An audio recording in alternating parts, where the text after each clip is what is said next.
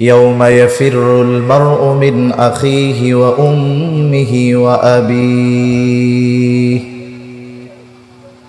وصاحبته وبنيه لكل امرئ منهم يومئذ شأن يغنيه আল্লাহ রাব্বুল আলামিন বলেন, কিয়ামতের দিন ভাই ভাইয়ের থেকে পলায়ন করবে, পিতামাতার থেকে মানুষ পলায়ন করবে, স্ত্রী সন্তানদের থেকে পলায়ন করবে। প্রত্যেকটা মানুষ সেই দিন নিজের চিন্তায় বিভোর থাকবে, নিজের চিন্তায় চিন্তিত থাকবে। সবাই চিন্তিত। সেই দিন আমার আপনার নবীজিও চিন্তিত থাকবেন। সব মানুষ চিন্তিত থাকবে নিজের জন্য, আর আমার আপনার নবীজি চিন্তিত থাকবেন উম্মতের নাজাতের জন্য। নবীজি নিজের চিন্তায় চিন্তিত থাকবেন না, নবীর চিন্তা আমার উম্মতের কি হবে। দুনিয়াতেও যেমন নবীর উম্মতের চিন্তায় চিন্তিত, আখিরাতের ময়দানে নবীজিও উম্মতের চিন্তায় চিন্তিত থাকবেন। একটা মানুষ যখন চিন্তাগ্রস্ত থাকে, পেরেশান থাকে, আপনি তাকে যতই আরামের বিছানা দেন না কেন, এসি রুমে তাকে আপনি শোয়া দেন না কেন, অনেক সময় ঘুমের ট্যাবলেট আপনি তাকে খাওয়ান না কেন, পেরেশানির কারণে অনেক সময় ঘুমের ট্যাবলেটেও ঘুম আসে না, আরামের বিছানা এসি রুমেও ঘুম আসে না। মানুষ যখন চিন্তিত থাকে সে এক জায়গায় স্থির থাকতে পারে না।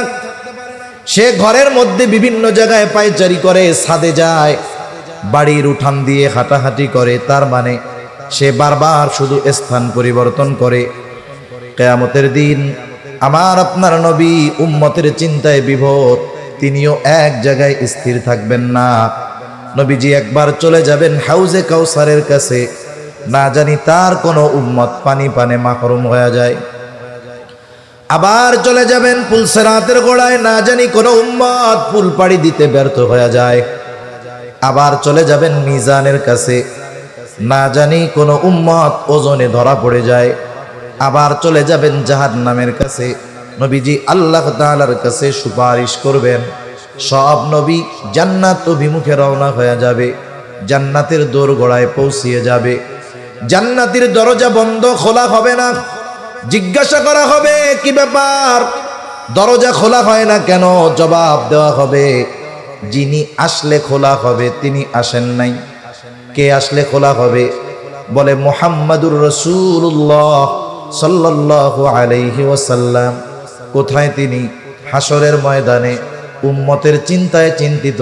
বলে নবী ততক্ষণ পর্যন্ত জান্নাত অভিমুখে রওনা হবে না, যতক্ষণ না তার ওই উম্মত থেকে নাজাতের সংবাদ নবী না পাবে, ততক্ষণ পর্যন্ত নবী নিজে জান্নাত অভিমুখে রওনা হবে না। তাহলে নবীজির উম্মতের প্রতি দরদ মায়া কত বেশি, কত বেশি। এই দুনিয়াতেও নবীজি উম্মতের চিন্তায় চিন্তিত।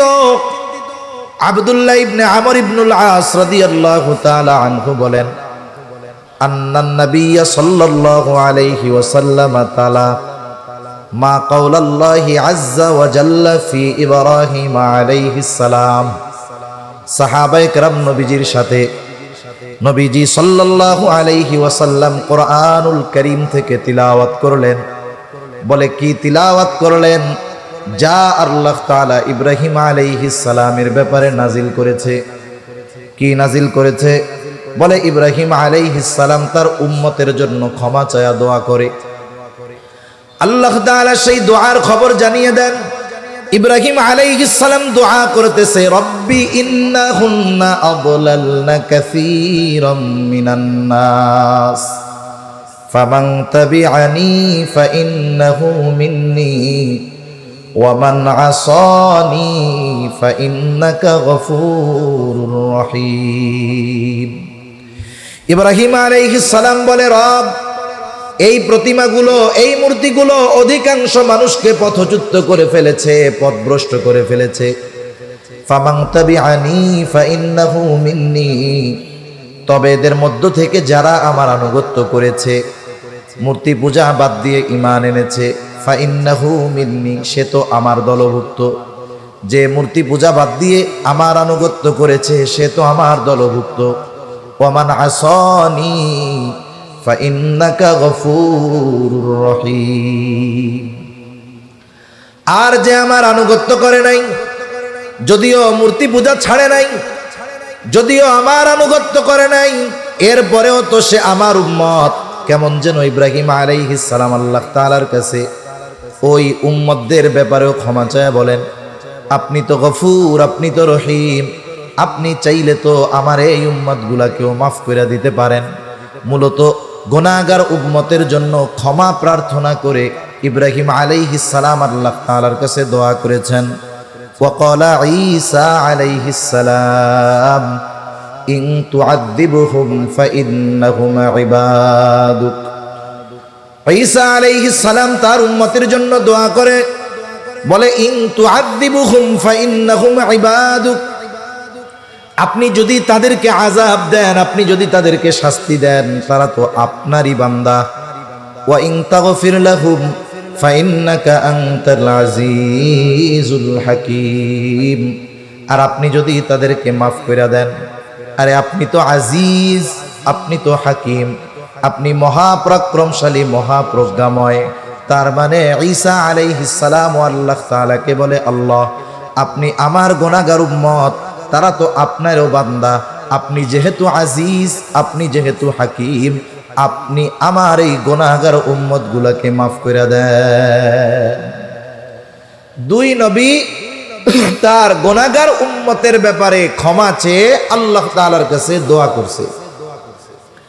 নবীজি যদিও সব সময় উম্মতের চিন্তায় চিন্তিত, তবে কিছু কিছু সময় আছে, যেমন একটা মানুষের বাপ মারা গেছে, বাবা দুনিয়ায় নাই, এই লোকটার অন্তরে সব সময় বাবা হারানোর বেদনা আছে না নাই?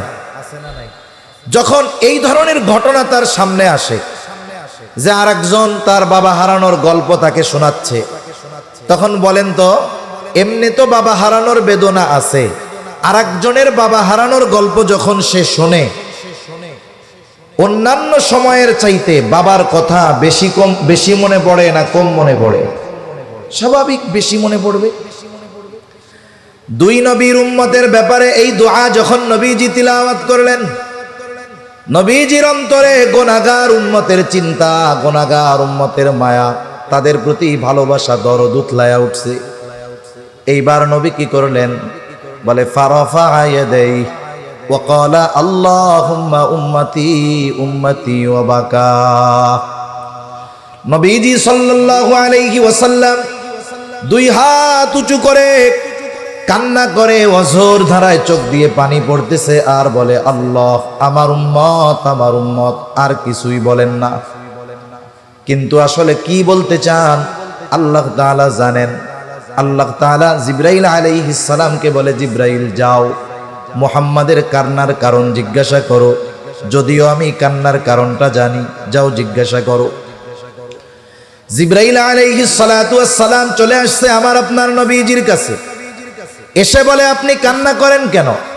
যদিও আপনার কান্নার কারণ আল্লাহ তাআলা জানে, এরপরেও আপনার কাছে জানতে চায়। এইবার নবী উম্মতের কথা সব খুলে বলছে, উম্মতের নাজাতের কথা সব খুলে বলছে, উম্মতের ব্যাপারে যত কথা সব জিবরাইল আলাইহিস সালামের কাছে বলছে। জিবরাইল আলাইহিস সালাম আল্লাহ তাআলার কাছে গিয়ে বললেন, আল্লাহ তাআলা বলে, যাও জিবরাইল, মুহাম্মদ আমার হাবিবকে জানায় দাও, আমি তাকে তার উম্মতের ব্যাপারে অসন্তুষ্ট করব না, বরং অচিরেই আমি তার উম্মতের ব্যাপারে তাকে সন্তুষ্ট করব।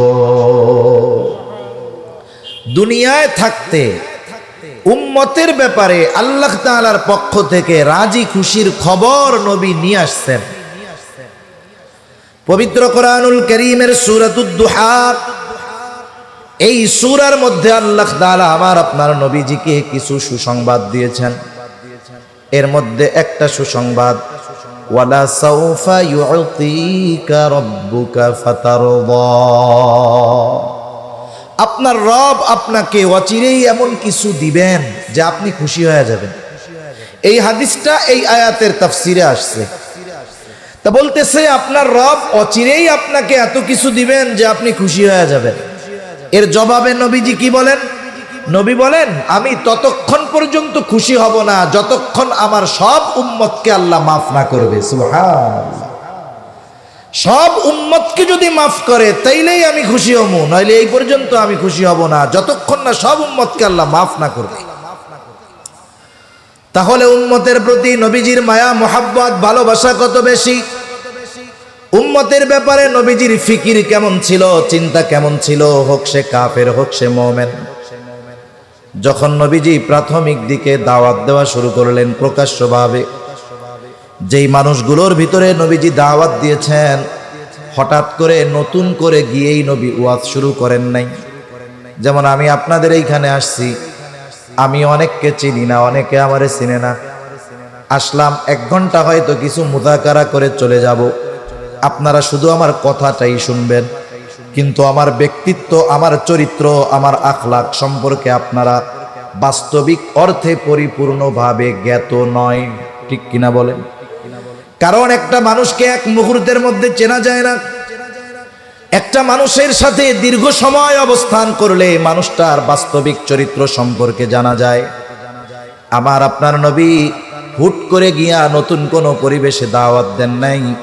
যেই পরিবেশে তিনি দাওয়াত দেওয়া শুরু করেছেন, ওই মক্কার জমিনে তিনি এর আগে 43 বছর তিনি অতিবাহিত করেছেন। 43 বছর, নবুয়তির 3 বছর পরে প্রকাশ্যে দাওয়াতের নির্দেশ এসেছে।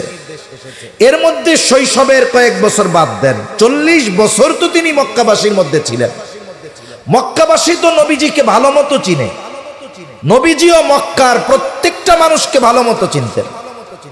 নবীজির চরিত্রের ব্যাপারে কাফেররা কতটা অবগত ছিল যে নবীজির বয়স যখন 20-এর কোঠায়, তখনই মক্কার মানুষ আমার আপনার নবীজির উপাধি দিয়েছিল আল আমিন, আস সাদিক, বিশ্বস্ত, আমানতদার, সত্যবাদী। এই মানুষটা গোটা হায়াতে একটা মিথ্যা কথা বলে নাই। কেমন ছিল তিনি? আল্লাহ তাআলা তো আমার আপনার নবীজির সত্যবাদিতার সত্যায়ন করেছেন, সাক্ষ্য দিয়েছেন। কিন্তু এর আগেই কাফেররা আমার আপনার নবীজির সত্যবাদিতায় মুগ্ধ হয়ে গেছে। যখন প্রকাশ্যে দাওয়াত দেওয়ার নির্দেশ আল্লাহ তাআলার পক্ষ থেকে আসলো, ওয়া আনদির আশীরাতাকাল আকরাবিন, এখন আর গোপনে দাওয়াত নয়, দাওয়াত দিতে হবে প্রকাশ্যে। আত্মীয় স্বজন, পাড়া প্রতিবেশী সবার কাছেই দাওয়াত পৌঁছায়া দিতে হবে। নবীজি দাঁড়ায় গেছেন সাফা পাহাড়ের উপর, মক্কাবাসীকে ডাক দিয়েছেন। এমনি কেউ যদি ওই পাহাড়ের উপরে উঠে মক্কার মানুষের কাছে সাহায্য চাইতো, ছুটে আসতো। আজকে ডাক দিচ্ছে আল আমিন, দলে দলে সকলে চলে আসছে। মুহাম্মদ, আমাদেরকে কেন একত্রিত করছো? নবীজি এইবার তাদেরকে প্রশ্ন করলেন, আমি যদি তোমাদেরকে এই সংবাদ দেই, এই পাহাড়ের পেছন দিকে পাদদেশে একদল অশ্বারোহী সৈন্য তোমাদের উপরে আক্রমণ করার জন্য প্রস্তুতি গ্রহণ করতেছে, আকুনতুম মুসাদ্দিকিয়া, তোমরা কি আমার এই কথা বিশ্বাস করবা নাকি? নবীজি জিজ্ঞাসা করার সাথে সাথে উপস্থিত সকলে সমস্বরে জবাব দিয়ে বলে, কেন নয়, অবশ্যই বিশ্বাস করব, কারণ ইতিপূর্বে আমরা তোমাকে সব সময় সত্যবাদী পেয়েছি। ইতিপূর্বে তুমি আমাদের সাথে গোটা হায়াতে মিথ্যা কথা বলো নাই, আর আজকে মিথ্যা কথা বলবা? এইরকম একজন সত্যবাদী, যার চরিত্রের ব্যাপারে কাফেররা সম্পূর্ণভাবে অবগত, এইরকম একজন মহামানব তাদেরকে দাওয়াত দিতে গেছে। কি করছে? এই দাওয়াত তারা গ্রহণ করে না, যার ব্যাপারে তারা সব কথা বিশ্বাস করে। কিন্তু যখন নবী বললেন, আমি তোমাদের কাছে আল্লাহর পক্ষ থেকে প্রেরিত রাসূল, আল্লাহ তাআলা আমাকে নবী বানিয়ে পাঠিয়েছেন, আল্লাহ এক, তার সাথে শিরিক কইরো না, তারই ইবাদত করো, তাহলে কি হবে? বলে আখিরাতে নাজাত পাবা, জান্নাতে চলে যাবা, জীবনটা সফল হয়ে যাবে। এই যে তাদের কল্যাণের কথা যখন নবীজি বললেন, এইবার ওই মানুষগুলো তার দুশ্মন হয়ে গেল। যেই মানুষগুলো বলেছিল তুমি আস-সাদিক, তুমি আল আমিন, সেই মানুষগুলোই তার বিরুদ্ধাচরণ শুরু করে দিল।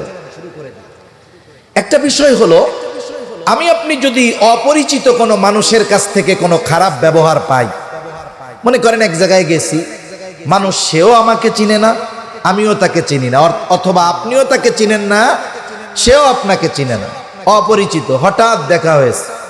এই সময় ওই ব্যক্তি যদি আমার বা আপনার সাথে, অপরিচিত ওই ব্যক্তি খারাপ আচরণ করে, এই কষ্টটা হবে সাময়িক, একটু পরেই দেখবেন ওর খারাপ আচরণের কারণে মনে আর কষ্ট থাকবে না। কিন্তু ওই ব্যক্তির খারাপ আচরণটা যদি আপনার আমার কোনো বন্ধু করে, বলেন তো কষ্ট বেশি লাগবে কি লাগবে না? ওই খারাপ আচরণটা যদি কোনো সন্তান তার বাবার সাথে করে, তাইলে কষ্ট আরো বেশি লাগবে কি লাগবে না? তার মানে যারা পরিচিত আত্মীয় স্বজন, এদের দ্বারা যদি কোনো আঘাত আসে, এরা যদি আমাকে আপনাকে বাস্তবিক কথাগুলো অবিশ্বাস করে, তাহলে আমার আপনার কষ্ট বেশি লাগবে, এটা স্বাভাবিক ব্যাপার। তখন কি হবে? হায় রে, আমি এদের সাথে চলি, ওরা আমার চরিত্রের ব্যাপারে জানে, আমি মিথ্যা কথা বলি না, অথচ তাদের উপকারার্থে, তাদের কল্যাণার্থে কত গুরুত্বপূর্ণ বিষয় তাদের বললাম, ওরা আমার কথা মানলো না। একটা ডিপ্রেশন, একটা চিন্তা হয়তো আমার আপনার মধ্যে আসবে, এবং ওই চিন্তা হয়তো আমার আপনার অসুস্থতার কারণও হয়ে যেতে পারে। নবীজি যখন কাফেরদের মধ্যে দাওয়াত দিচ্ছেন, আত্মীয় স্বজন, কিন্তু তারা কেউ নবীজির এই কথাগুলো মেনে নেয় না, বরং নবীজির উপরে তাদের পাল্টা প্রতিক্রিয়া। নবীজি কি করলেন? নবীজির টেনশনে খাওয়া বন্ধ হয়ে গেল, নবীজি অসুস্থ হয়ে গেলেন। হয়তো দুইটা কারণ হতে পারে। এক নাম্বার কারণ, হয়তো তিনি চিন্তা করতেছিলেন যে আমাকে দেওয়া দায়িত্ব আমি যথাযথভাবে পালন করতে পারতেছি কিনা। দ্বিতীয় বিষয় হলো যে এদেরকে আমি এমন সত্য কথা বলতেছি, এরা আমার যত আপনজন হোক না কেন, প্রিয়জন হোক না কেন, এরা যদি ঈমান না আনে, আমার কথাগুলো মেনে না নেয়, তাহলে অনন্তকাল তাদের জাহান্নামে অবস্থান করা লাগবে। অনেক সময় মানুষ আপনজন প্রিয়জনের কষ্টের কথা চিন্তা করে নিজেও কষ্ট পায়।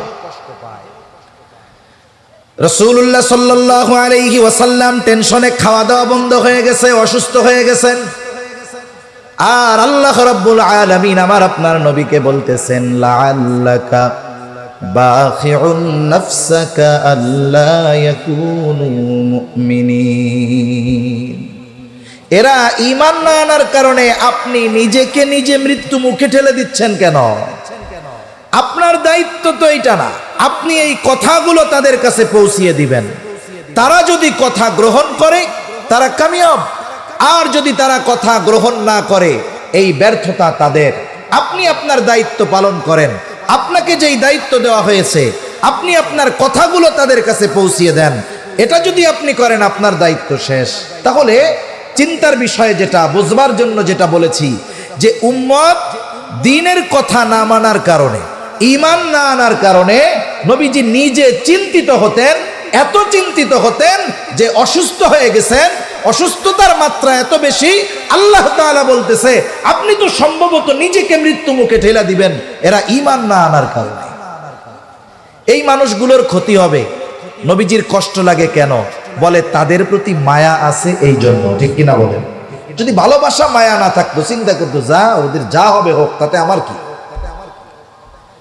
এজন্য রাসূলুল্লাহ সাল্লাল্লাহু আলাইহি ওয়াসাল্লাম উম্মতের ব্যাপারে বলতেন, তোমাদের মধ্যে আর আমার মধ্যে উদাহরণ হলো ওই ব্যক্তির ন্যায় যে আগুন প্রজ্বলিত করলো। গ্রাম অঞ্চলে এখনো দেখা যায়, যখন বিশেষ করে ফসলের সময় থাকে, ধানের সময় থাকে, কেউ যদি আগুন জ্বালায়, চতুর্দিক থেকে হাজারো পোকামাকড় আলো দেখে আগুনের কাছে আসে।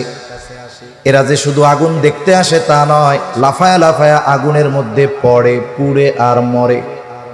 লোকটা যতই চেষ্টা করুক না কেন সরায় দেওয়ার জন্য, তারা সরে না, বরং আরো লাফায়া লাফায়া আগুনের মধ্যে এসে পড়ে। নবীজি বলেন, আমি তোমাদের কোমর ধরে ধরে জাহান্নামের দিক থেকে টেনে আনি, আর তোমরা আমার হাত থেকে ছুটে সেদিকে চলে যাও। আমি চেষ্টা করি কোমর ধইরা তোমাদেরকে জাহান্নাম থেকে ফিরায় রাখবো, আর তোমরা আমার থেকে ছুটে ছুটে ওই দিকেই চলে যাও। এই কথাগুলোর দ্বারা উম্মতের প্রতি নবীজির কত মায়া, ভালোবাসা, এগুলোর প্রকাশ পাওয়া যায়।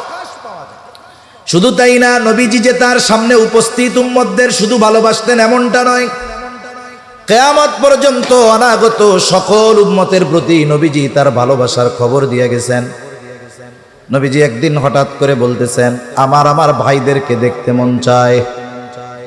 উপস্থিত সাহাবায়ে কেরাম বলে, ইয়া রাসূলুল্লাহ, আমরা কি আপনার ভাই নই? নবীজি বলে, তোমরা আমার সাহাবী, তোমরা হলো আমার সাথী, তাহলে আপনার ভাই আবার কারা?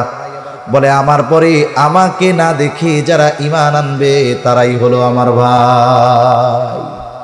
এর দ্বারা কিয়ামত পর্যন্ত যত মানুষ আসবে, রাসূলুল্লাহ সাল্লাল্লাহু আলাইহি ওয়াসাল্লাম তাদের প্রতি ভালোবাসার খবর দিয়ে গেছে।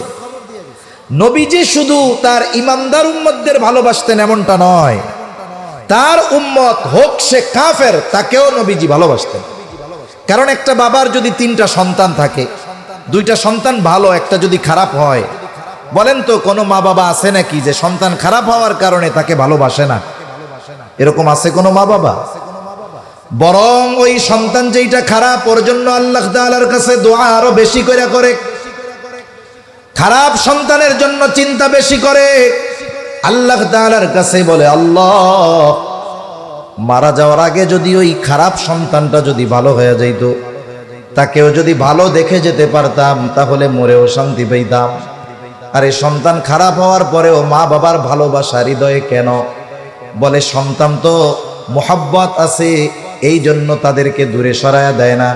অনুরূপভাবে উম্মত যদিও গুনাহগার হয়, মোহাব্বতের কারণে নবী উম্মতদেরকে দূরে ঠেলে দেয় না। উম্মত কাফের, কিন্তু এরপরেও উম্মত তো মোহাব্বতের কারণে কাফেরদের প্রতিও নবীজির ভালোবাসা আছে। নবীজি আশা করেন যারা ঈমান আনবে। এই জন্য কাফেরদের দ্বারা নবীজি যখন কোনো জুলুমের শিকার হতেন, আঘাতপ্রাপ্ত হতেন, কাফেররা যখন কষ্ট দিত, নবীজি বদদোয়া করতেন না। উহুদের ময়দানে নবীজির দামদান শহীদ হয়ে গেছে। রাসূলুল্লাহ সাল্লাল্লাহু আলাইহি ওয়াসাল্লামের মুখ রক্তে রঞ্জিত হয়ে গেছে, নবীজি রক্ত মুছতেছিলেন। সাহাবায়ে কেরাম বলে, ইয়া রাসূলুল্লাহ, আপনি এদের জন্য বদদোয়া করেন। নবীজি বলেন, আমি তো রহমত হিসাবে প্রেরিত হয়েছি, অভিশাপ হিসাবে নয়। নবীজি দোয়া করলেন, আয় আল্লাহ, তারা আমার সাথে এমন আচরণ করতেছে, তারা তো জানে না। তারা যদি জানতো তাহলে আমার সাথে এমন আচরণ করতো না। ওই অবস্থাতেও নবীজি বদদোয়া করেননি। রাসূলুল্লাহ সাল্লাল্লাহু আলাইহি ওয়াসাল্লাম যখন তায়েফে গেছেন, মক্কার মানুষ যখন নবীর কথা মানে না, নবী চলে গেছেন তায়েফ, বানু সাকিব গোত্রে চলে গেছেন, যেই জায়গায় নবীজির একেবারে শৈশব কালের বড় একটা অংশ অতিবাহিত হয়েছে। ওইখানেও মক্কার কাফেররা নবীজির পেছনে দুষ্ট মানুষদেরকে লেলিয়ে দিল। নবীজিকে পাগল পাগল বলে তারা পাথর মারে। পাথরগুলো ধারালো চোখা ছিল বিধায় পাথরের আঘাতে নবীজির গায়ে ক্ষত হয়ে গেছে, রক্ত বের হওয়া শুরু হয়ে গেছে। রক্তে রঞ্জিত আমার আপনার নবী বারবার পড়ে যাইতেন, আবার উঠতেন। হযরত যায়েদ রাদিয়াল্লাহু তাআলা আনহু নবীজির সাথে একা ঠেকায় পারেন না। সারাদিন নবীজি দাওয়াত দিয়েছেন, রক্ত এত পরিমাণ বের হয়েছে যে গায়ের গোটা পোশাক ভিজে গেছে। পোশাক ভিজে, গা বেবে, পা বেবে, রক্ত পড়ে, জুতার মধ্যে রক্ত ঢুকছে। ওই রক্ত শুকায় গেছে, শুকায়া জুতা পায়ের সাথে আটকে গিয়েছে। অনেক সময় আমরা ব্লাড ডোনেট করি, অনেক সময় রক্ত দান করি মানুষকে। এরকমও দেখছি 100 গ্রাম 150 গ্রাম রক্ত দেহ থেকে নেওয়া হয়। অনেক মানুষ আধা ঘন্টা উঠতে পারে না, অনেকে দাঁড়িয়েছে আবার মাথা চক্কর দিয়ে পড়ে গেছে রক্ত শূন্যতায়। অথচ কত জুলুম, কত অত্যাচার, যে গোটা দেহের পোশাক ভিজে গেছে, এরপরে রক্ত বেয়ে বেয়ে পড়ে জুতার মধ্যে ঢুকছে। ওই রক্ত শুকিয়ে জুতা পায়ের সাথে আটকে গিয়েছে। নবীজি সাল্লাল্লাহু আলাইহি ওয়াসাল্লাম সারাদিন দাওয়াতি কাজ করবার পর পড়ন্ত বিকালে এক আঙ্গুর বাগানের পাশে একটু নবীজি বিশ্রাম নিচ্ছেন। জিবরাইল আলাইহিস সালাম চলে আসছে, এসে বলে, ইয়া রাসূলুল্লাহ, এই কওম আপনার সাথে কেমন আচরণ করেছে আপনার মালিক সব দেখছে। আজকে আমার সাথে নতুন একজন ফেরেশতাকে আল্লাহ তাআলা পাঠিয়েছেন। নবীজি বলেন, এইবার ওই ফেরেশতা আমার সামনে আসলো, সালাম দিল। সালাম দিয়া বলে, ইয়া রাসূলুল্লাহ, এই কওম আপনার সাথে কেমন আচরণ করেছে আপনার মালিক সব জানে। আমি পাহাড়ের দায়িত্বে নিয়োজিত ফেরেশতা। আল্লাহ তাআলা আপনার নির্দেশ পালনার্থে আমাকে পাঠিয়েছেন। আপনি যদি আমাকে নির্দেশ দেন, যারা আপনার সাথে এমন আচরণ করেছে, দুইটা পাহাড় দিয়ে আমি এদেরকে পিষে দিব, একেবারে নিশ্চিহ্ন হয়ে যাবে, এদের কোনো অস্তিত্বই থাকবে না। কিন্তু নবীজি তো প্রতিশোধ পরায়ণ ছিলেন না। নবীজি ছিলেন ক্ষমার আধার। রাসূল আকরাম সাল্লাল্লাহু আলাইহি ওয়াসাল্লাম ক্ষমার গুণে গুণান্বিত ছিলেন। ওনার অন্তরটা আল্লাহ তাআলা রহমত দিয়ে, মায়া দিয়ে ভরে দিয়েছিলেন। এই জন্যই তো ওনার কাছে মানুষেরা আসতো। নবীর কাছে যারা আসতো, নবীর এই নরম আচরণের কারণে আল্লাহ তাআলা কোরআনুল কারীমের মধ্যে বলেন, ফাবিমা রাহমাতিম মিনাল্লাহি লিনতা লাহুম ওয়ালাউ কুনতা ফাযযান গালিযাল কলবি লানফাদ্দু মিন হাওলিক ফা'ফু আনহুম ওয়াস্তাগফির লাহুম ওয়াশাওিরহুম ফিল আমর। আল্লাহ রাব্বুল আলামিন বলেন, ফাবিমা রাহমাতিম মিনাল্লাহি লিনতা লাহুম। আল্লাহ তাআলার আপনার প্রতি বিশেষ রহমত যে তিনি আপনাকে নরম তবিয়তের করেছেন, দিলটাকে নরম বানায় দিয়েছেন, রহমত দিয়ে ভরে দিয়েছেন। ওয়ালাউ কুনতা ফাযযান গালিযাল কলবি লানফাদ্দু মিন হাওলিক। আপনি যদি কঠোর স্বভাবের হতেন, আপনি যদি রূঢ় হৃদয়ের হতেন, আপনি যদি কঠোর রুক্ষভাষী হতেন, এরা আপনার আশেপাশে কেউ আসতো না। এরা তো আপনার এই তবিয়তের কারণে, আপনার মায়া মোহাব্বত ভালোবাসার কারণে আসে। একটু যদি এদের দ্বারা উল্টাপাল্টা হয়ে যায়, আপনি তাদেরকে ক্ষমা তো করবেনই করবেন, সাথে সাথে এদের জন্য আল্লাহ তাআলার কাছেও ক্ষমা চাইবে। এমন নরম দিলওয়ালা নবী। ফেরেশতা বলে, আদেশ দেন, দুই পাহাড় দিয়া এদেরকে শেষ করে দেই। নবীজি একটু আরাম করতেছিলেন, যেহেতু ক্লান্ত, এবার উনি উঠা বসছে। নবীজি ফেরেশতার কথার জবাবে বলতেছে, কেমন যেন বলে যে তুমি তো বলতেছ যে আমাকে আদেশ দেন, দুই পাহাড় দিয়ে এদেরকে নিশ্চিহ্ন করে দেই, পিষে দেই, কিন্তু এদের ব্যাপারে আমি কি আশা করি? নবীজি বলেন, বাল আরজু আন ইয়াখরুজাল্লাহু মিন আসলাবিহিম মান ইয়াবুদুল্লাহা ওয়াহদাহু ওয়া লা ইউশরিকু বিহি শাইআ। তুমি তো বলতেছো আদেশ দেন, দুই পাহাড় দিয়া পিষা শেষ করে দেই, আর আমি তো এই লোকগুলার ব্যাপারে আল্লাহ তাআলার কাছে আশা করতেছি যে আল্লাহ তাআলা হয়তোবা এদের মধ্য থেকে এমন এক কওম বের করবে, এমন এক প্রজন্ম বের করবে, এমন এক জেনারেশন বের করবে যারা এক আল্লাহর ইবাদত করবে, তার সাথে কারো শরীক করবে না। সুবহানাল্লাহ। গায়ের রক্ত শুকায় নাই, যাদের দ্বারা আঘাতপ্রাপ্ত হয়েছে তাদের ব্যাপারে সামান্য শাস্তির কথাও নবীজি বলেন নাই। এর দ্বারা বোঝা যায় তার উম্মত, হোক সে কাফের হোক সে মুমিন, প্রত্যেক উম্মতের প্রতি নবীজির কত মায়া, কত মোহাব্বত, কত ভালোবাসা।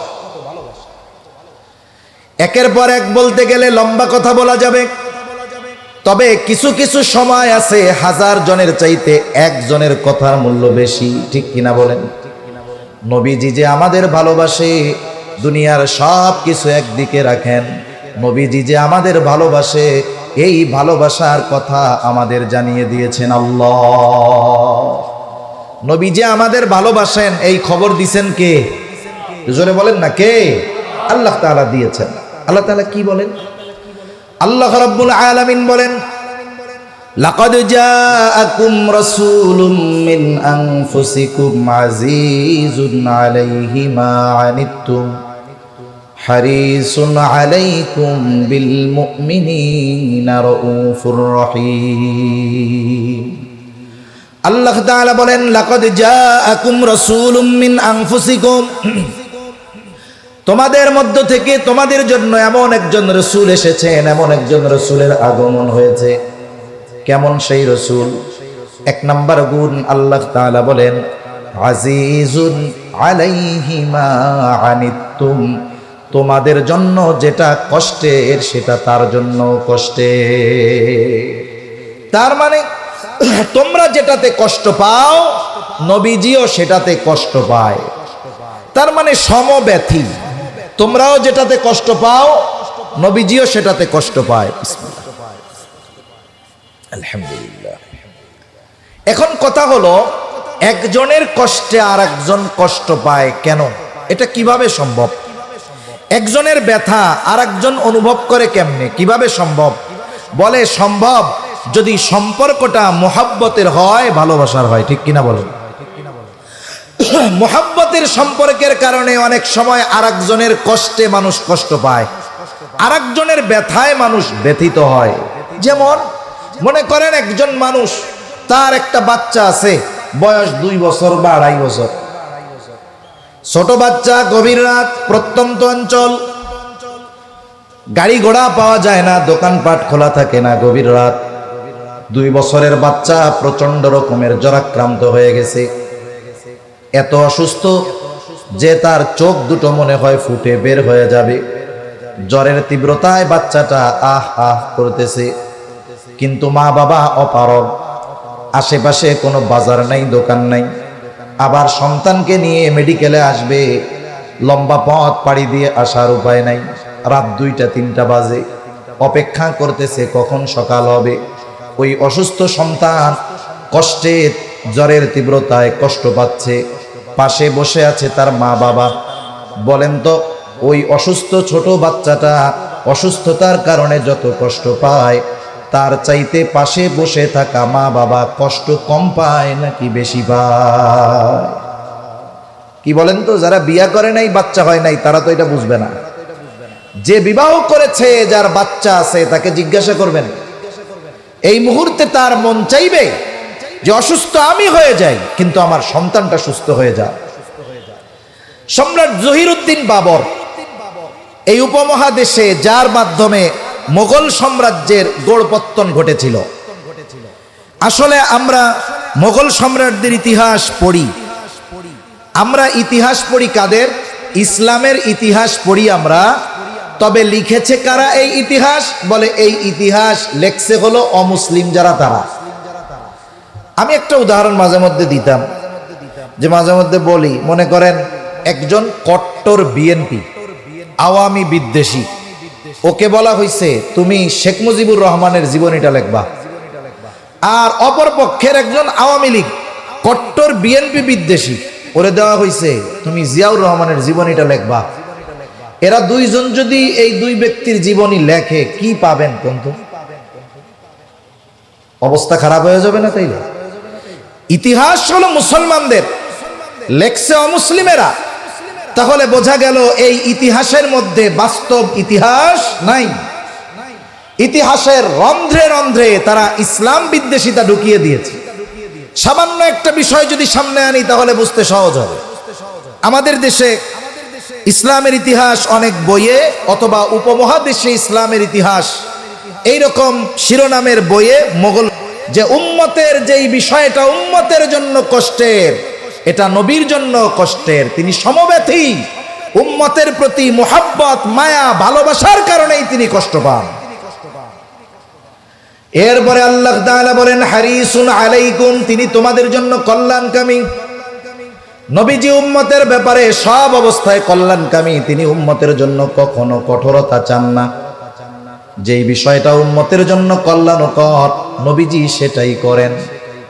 যেমন হাদিসের মধ্যে আসছে, নবীজি বলেন আল্লাহ তাআলা প্রত্যেকটা নবীকে তার উম্মতের ব্যাপারে বিশেষ একটা দোয়া করার সুযোগ দিয়েছে, এবং এই দোয়াটা কবুলের প্রতিশ্রুতিও আল্লাহ তাআলা দিয়েছেন। নবীজি বলেন সব নবী সেই দোয়া তার উম্মতের ব্যাপারে দুনিয়ায় করে ফেলছে। নবীজি বলেন আমি ওই দোয়াটাকে সংরক্ষণ করে রেখেছি, দুনিয়াতে করি নাই। কিয়ামতের দিন ওই দোয়াটা আমি আমার উম্মতের জন্য সুপারিশ হিসাবে করব। এই দুইটা বিষয় সব উম্মতের জন্য আম এটা। তবে মুমিনদের প্রতি ভালোবাসা নবীজির আলাদা, স্পেশাল ভালোবাসা মুমিনদের প্রতি। আর আল্লাহ তাআলাও নবীকে উম্মতের জন্য বিশেষ অনুগ্রহ হিসাবে ঘোষণা করেছেন, যেই উম্মতগুলো ঈমানদার। আল্লাহ তাআলা কোরআনুল কারীমের মধ্যে বলেন লাকাদ মান্নাল্লাহু আলাল মুমিনিনা ইয বাআসা ফীহিম রাসূলাম মিন আনফুসিহিম। আল্লাহ তাআলা বলেন, লাকাদ মান্নাল্লাহু আলাল মুমিনিন, মুমিনদের উপর আল্লাহ তাআলার বিশেষ অনুগ্রহ। কি বিশেষ অনুগ্রহ? বলে ইয বাআসা ফীহিম রাসূলাম মিন আনফুসিহিম, যে তিনি তাদের মধ্য থেকে তাদের জন্য একজন রাসূল পাঠিয়েছেন। এই জন্য এই নবী হলো মুমিন উম্মতদের জন্য আল্লাহ তাআলার পক্ষ থেকে বিশেষ অনুগ্রহ। এই জন্য মুমিন উম্মতদের প্রতি নবীজির মহব্বত, ভালোবাসাও স্পেশাল। আপনি আমি, আমার আপনার সব আত্মীয় স্বজন যারা আছে, তাদের যারা ছোট বাচ্চা আছে, সবাই আমরা ভালোবাসি। কিন্তু যতই ভালোবাসি অন্যদের, নিজের সন্তানের চাইতে বেশি নয়। নবীজি সব উম্মতকে ভালোবাসে, তবে তার ইমানদার উম্মতের চাইতে বেশি নয়। যেমন আপনার নিজের সন্তানের প্রতি ভালোবাসা বেশি, স্পেশাল, অনুরূপভাবে নবীজির মুমিন উম্মতের প্রতি ভালোবাসা স্পেশাল এবং বেশি। এই জন্য আল্লাহ তাআলাও সেই স্পেশাল ভালোবাসার কথা বলেন। আল্লাহ তাআলা বলেন, বিল মুমিনিনা রাউফুর রহিম।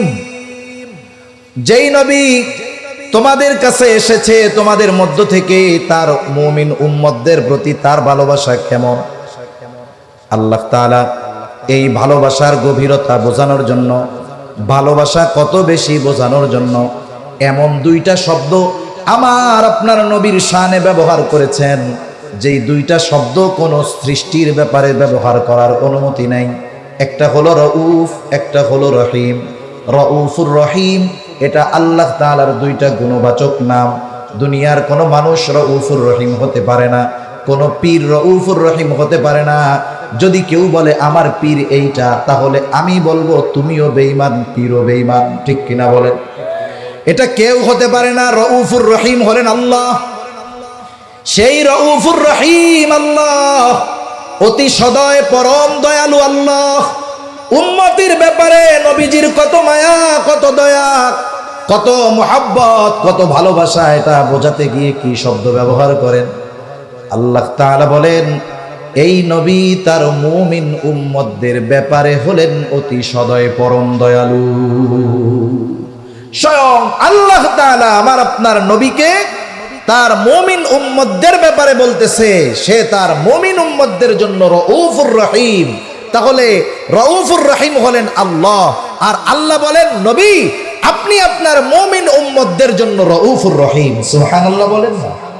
তাহলে সেই নবীর আমাদের প্রতি কত মায়া, কত মহাব্বত, কত ভালোবাসা।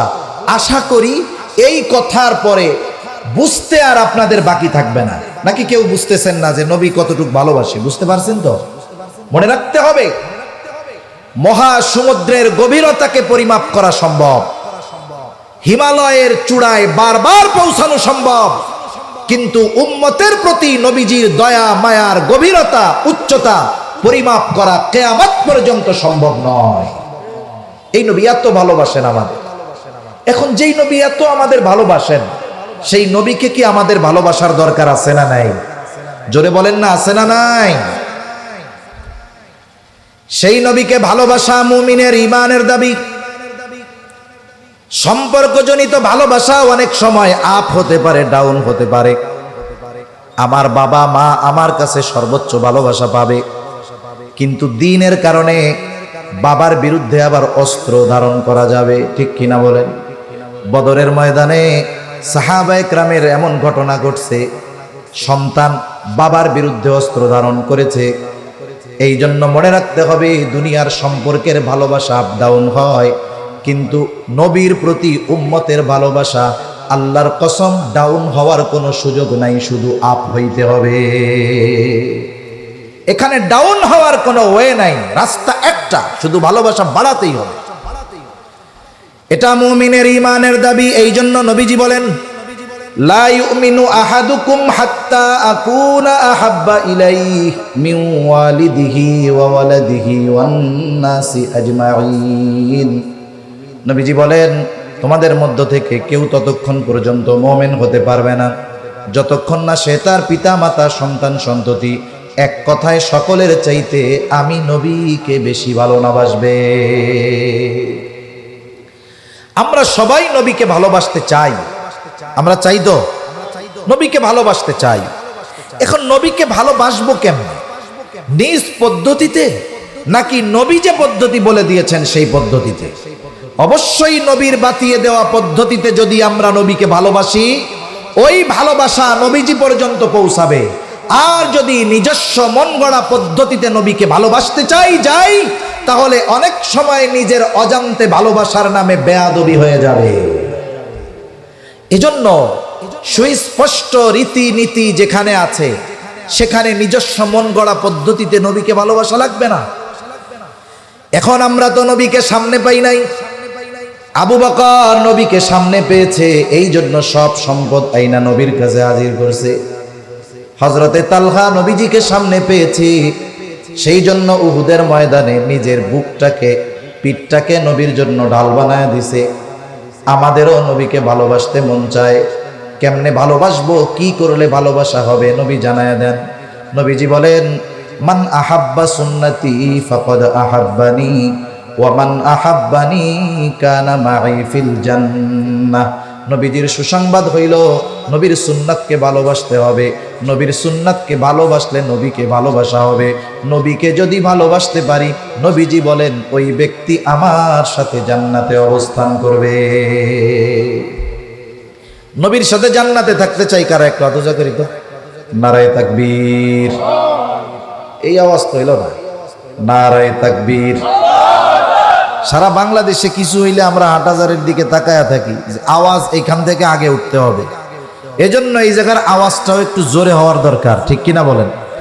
নবীর সাথে জান্নাতে থাকতে পারবে, এর চাইতে বড় সুসংবাদ সাহাবায়ে কেরামের কাছে আর কিছুই ছিল না।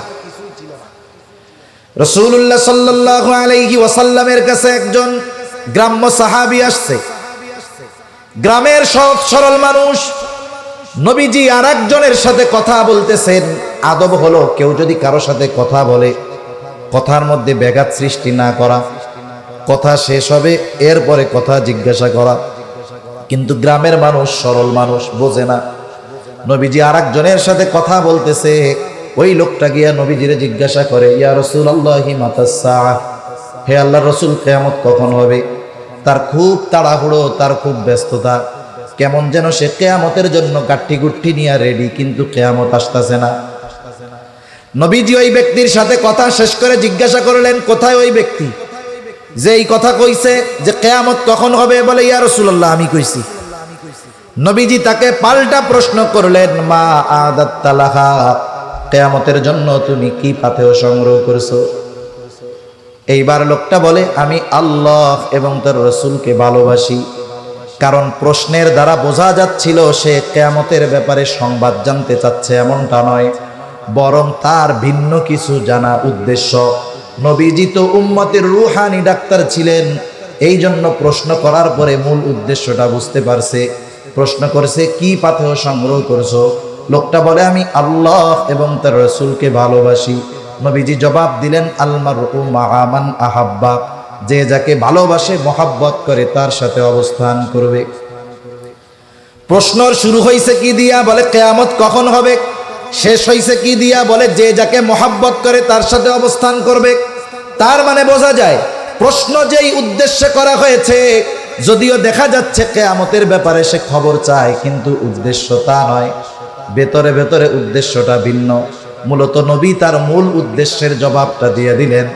এই জবাব পায়া ওই লোকটা বাড়ির দিকে হাঁটা দিয়েছে। হযরত আনাস রাদিয়াল্লাহু তাআলা আনহু বলেন, নবীর সাথে জান্নাতে থাকতে পারবো, এই খবর শুনে আমরা এত খুশি হয়েছি, ইসলাম গ্রহণের পরে আর কোনো কথার দ্বারা এত খুশি হই নাই। তাহলে নবীর সাথে জান্নাতে থাকার সুসংবাদ সাহাবায়ে কিরামের কাছে ইসলাম গ্রহণের পরে সবচাইতে আনন্দের খবর ছিল। সেই নবীর সাথে জান্নাতে থাকার সুযোগ আমাদের আছে না নাই? জোরে বলেন না, আছে না নাই? তাহলে কি করতে হবে? নবীর সুন্নতকে মহব্বত করতে হবে, তাইলে অফার পাওয়া যাবে জান্নাতে থাকার। মনে করেন এক বড় কোম্পানি আপনাকে, আমাকে বা আমাদের যে কাউকে একটা অফার দিছে। অফার কি? যে আপনাকে একটা বিমানের টিকিট দেওয়া হইল বিজনেস ক্লাসের, এই বিমানে চড়ে আপনি ওমরার সফরে যাইতে পারবেন, আসতে পারবেন। আবার একবারে ক্লক টাওয়ারের একেবারে উপরের দিকে, যেখান থেকে বাইতুল্লাহর ভিউ পরিপূর্ণ দেখা যায়, প্রতি রাত্রে একদিন 24 ঘন্টায় বাংলাদেশি টাকায় 30-40 হাজার টাকা এমনি সময় লাগে। এই হোটেলে 5 দিন থাকার সুযোগ আর বিজনেস ক্লাস বিমানে যাওয়া আসার সুযোগ, বড় অফার না? অফার তো পাইছেন। এখন আপনার আমার কাছে পাসপোর্টও নাই, ভিসাও নাই। এখন বলেন তো, পাসপোর্ট ভিসা যদি না থাকে অফার গ্রহণ করার সুযোগ আর আছে? সুযোগ আর নাই। আলহামদুলিল্লাহ, আমাদের আজকের মাহফিলের অন্যতম আকর্ষণ আমার এলাকার জামাই আর কি, সেই হিসাবে দুলাভাই কই, আল্লামা হাবিবুল্লাহ মাহমুদ কাসেমি হাফিজাহুল্লাহ হযরত চলে আসছেন। আমরা একটা তাকবীর দেই, নারায়ে তাকবীর, নারায়ে তাকবীর। মাশাআল্লাহ, একটু জমে জমে বৈশা যান, আমি 2-3 মিনিটের মধ্যে শেষ করে দিই। তাহলে অফার পাওয়া গেল, কিন্তু অফার ভোগ করতে হইলে পাসপোর্টও লাগবে, ভিসাও লাগবে। লাগবে কি লাগবে না? পাসপোর্ট ভিসা কোনটা? পাসপোর্ট ভিসা কোনটা? নবীজি বলেন, কুল্লু উম্মতি ইয়াদখুলুনাল জান্নাতা ইল্লা মান আবা। নবীজি বলেন, আমার সব উম্মত জান্নাতে প্রবেশ করবে, আবা উম্মত ছাড়া। জিজ্ঞাসা করা হলো, ইয়া রাসূলুল্লাহ, আবা উম্মত কারা? নবীজি বলেন, মান আতাআনি দাখালাল জান্নাহ ওয়া মান আসানি ফাকাদ আবা। নবীজি বলেন, যে আমার আনুগত্য করবে জান্নাতে প্রবেশ করবে, যে আনুগত্য করবে না আবা উম্মত জান্নাতে প্রবেশ করবে না। তাহলে বোঝা গেল, নবীর সাথে যদি জান্নাতে থাকতে হয় তাহলে নবীর সুন্নতকে মোহাব্বতের সাথে অনুসরণ করতে হবে। ঠিক কিনা বলেন? মোহাব্বত করতে হবে, অনুসরণ করতে হবে। শেষ কথা বলে আলোচনা শেষ করে দেই। মনে করেন এই দুনিয়া থেকে আমরা সকলেই চলে যাব, যখন আমার গোসল হয়ে যাবে, কাফন পরিয়ে দিবে, জানাজাটা শেষ, এইবার লাশটা নিয়ে যখন কবরস্থানের পাশে রাখা হবে, কবরের পাশে রাখা হবে, 2 জন ভেতরে নামবে, উপর থেকে 2 জন লাশ নিচের 2 জনকে ধরায়া দিবে। এই যে লাশটা যখন কবরে রাখা হয়, একটা দোয়া পড়ে, বিসমিল্লাহি ওয়া আলা মিল্লাতি রাসূলিল্লাহ, পড়ে না এটা? আমরা এখন একজনের বেলায় পড়ি, আমাদের বেলায় কয়দিন পরে পড়বে। আসলে কি বলে ওই সময়? বুজুর্গানে দ্বীনের ভাষায় বলি, বলে কি? বলে, আল্লাহ রে, আপনার নামে এমন এক ব্যক্তিরে কবরে রাখতেছি যার গোটা হায়াত সুন্নাতের উপরে অতিবাহিত হয়েছে, তার মানে নিজে সুন্নাতরে মোহাব্বত করত, অনুসরণ করত। আরে যখন মারা গেছে তখনও মোহাব্বত ছিল সুন্নাতের, সুন্নাতের উপরে ছিল। আরে কবরে যখন রাখতেছি এখনো তো সুন্নাতের উপরে আছে। এইটা হইল ওই জগতের ভিসা। মনে করেন দুনিয়ার জগৎ থেকে ট্রান্সফার হইছে কোথায়? বলে আলমে বরজখে। দুনিয়ার জগৎ থেকে নতুন জগৎ, বাংলাদেশ থেকে অন্য জগতে যাইতে গেলে ভিসা লাগে কি লাগে না? ওইটা হলো আলমে বরজখের ভিসা। এখন ভিসা যদি 2 নাম্বার হয়,